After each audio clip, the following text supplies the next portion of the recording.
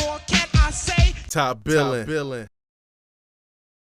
All right, relax, haters. I love me some Joe Burrow, man. I probably had the most Joe Burrow content on the internet, and that was before he got popular. So imagine that. But my guy is Trevor Lawrence. I saw this kid play when he was in 8th grade, maybe, definitely in 9th grade. And I thought even then, I was like, this kid is a straight prodigy and will absolutely destroy football. I feel like he's a future legend in the making, and he would be the #1 pick if he came out in this particular draft.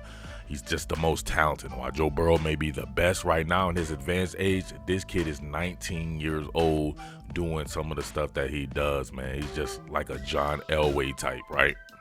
By talented, I mean bigger, faster, stronger, has yet to reach his ceiling, obviously, at just being a true sophomore and some of the things that he can do. Now, check this out, man. Deer in the headlights look, meaning you can see everyone's eyes, right? So you know that it's a zone defense.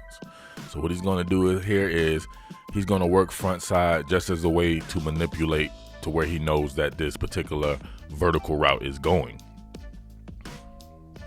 You see it coming here, he immediately flashes back, and he notices the safety appearing where DeAndre Overton is running a corner route.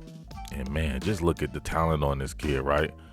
Detaches from the pocket, rolling out, the best pass rusher in all of college football, right up on his tail, right? Chase Young coming, squares his shoulders up, parallel to the line of scrimmage, and then it just becomes, man, a fall-away jumper. Look at him getting his Kobe Bryant on, fall-away jumper. Chase Young can't pack the shot. Boom. Look at the product placement, man. Got DeAndre Overton with the Michael Jackson hee-hees. Quick draw law, shooting them ping-pings, man. All right, so I really like this play, right? People are going to learn about this kid's athleticism. So you see these cut blocks, right? That means the ball's supposed to come out fast. He already saw something, right, on these in-breaking routes that he didn't like. And he sees the leverage he has on one Tyreek Smith here. He knows he can outrun him. Oh, look at it. Oh, down goes Frazier. Look at him. He's done. He got hit with the stool softener. Now check him out right here. Running with the comeback route on scramble rules. Pitch perfect. Outran everybody. Put it where it needed to be. All right, look how they can use this kid in the run game. You got the center Sean Pollard with a kick-out block on the in-man on the line of scrimmage. H-back J.C. Chalk working the first thing smoking. And Trevor running QB power right here, right? So we see him right there. Almost fake like a rocket toss right there. Immediately navigate this bad boy. Wants to shoot it up inside, you can tell by the original route he took. But works off the block of J.C. Chalk, working off his outside hip right there. Breaking some tackles, getting upfield. All right, here we go. Split zone option read. You got split formation. J.C. Chalk right here on cross formation block. Chase Young playing it slow on the inside, but redirecting outside. Him and Trevor on a meeting of the minds trying to get to the outside. And Trevor Lawrence is just a better athlete than Chase Young getting to the edge right there. Breaking tackles. He'll eventually be 6'6", 235, man. Kicking ass and taking names. Not afraid to seek up contact. He's just a man's man with that ball in his hand, man. Pause. All right, you talk about toughness. Check this out right here. It amazes me how many people don't actually know the rules of football. Just simple stuff like this. This is leading with the crown of your helmet. It has nothing to do with helmet to helmet. It's leading with the crown of your helmet. He could have hit him in his chest, leading with the crown of his helmet, and the shit would have been the same, right? But he took a mouthful of helmet, right? That's gruesome. Anybody ever caught a mouthful of helmet before? That don't feel good. He was done. He was out, cooked on his feet, toast. You know what happens? You start cooking people on the feet, they start panicking and doing stuff that they probably shouldn't be doing, like Ohio State started doing, right? So they really started to pay attention to Trevor when he started cooking on the feet. And there you see him right here bluffing a double A gap blitz. In actuality, they're running a short zone right here with Chris Borland to kind of spy on Trevor Lawrence. And then they're just vacating the back end right there. Knowing that Trevor Lawrence can shoot those ping-pings, right? You know, he's quick draw law. He's going to be shooting them ping-pings all over the field. Both him and Burrow represent the same type of conundrum, right? I would see Malik Harrison right here pretty much on the spy. He's pretty much in no man's land, so he's going to allow a perfect sight line for Trevor Lawrence at 6'6" to hit this in-breaking route to Justin Ross. You got Ross himself. And, of course, he throws them ping-pings, quick draw law, baby. Wild Western shootouts. All right, we talked about this one on the previous content. Encountering quick draw law with a two-way goal out in the open field, 6'6", 220. Boom. Didn't quite muscle relax him, but check it. It definitely was a stool softener, right? Bent him, pirouetted him, had him twirling, spinning like a dreidel. You know, the rest is history. Commenter asked me, does Trevor Lawrence go through his reads because he sees him always staring down his primary? And I was like, you got to be kidding me, right?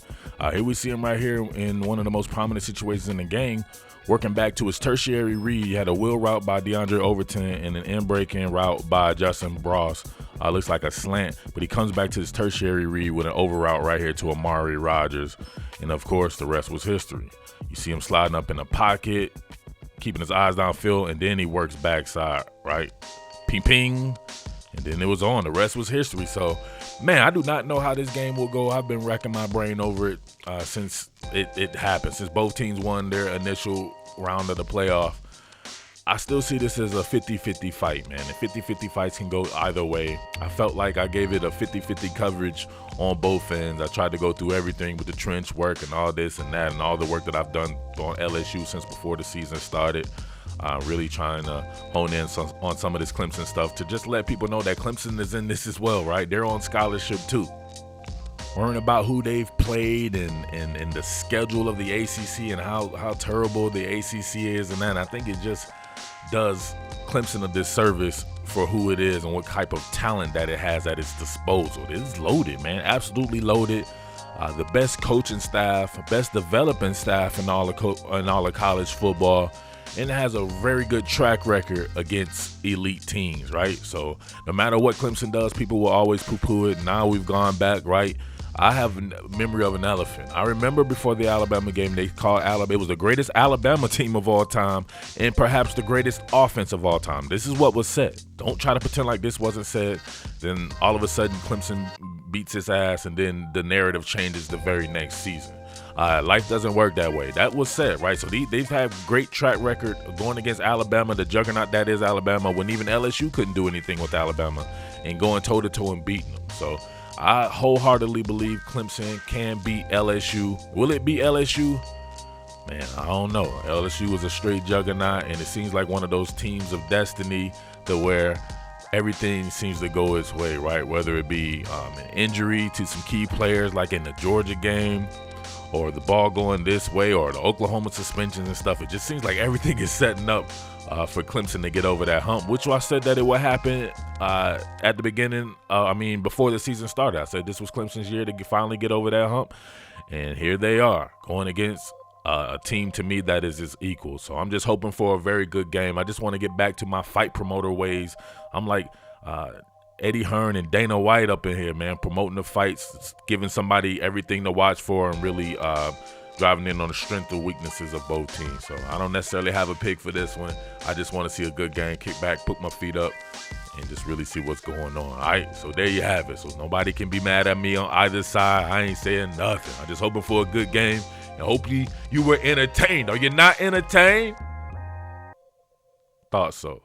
With that being said, it's your boy Murf, the Underground King. I may go live before this one. I don't know, man. But we'll see, all right? But as always, thanks for watching the content. Your boy Underground King Murf, top billing sports, and I am out. Peace. What more can I say? Top billing.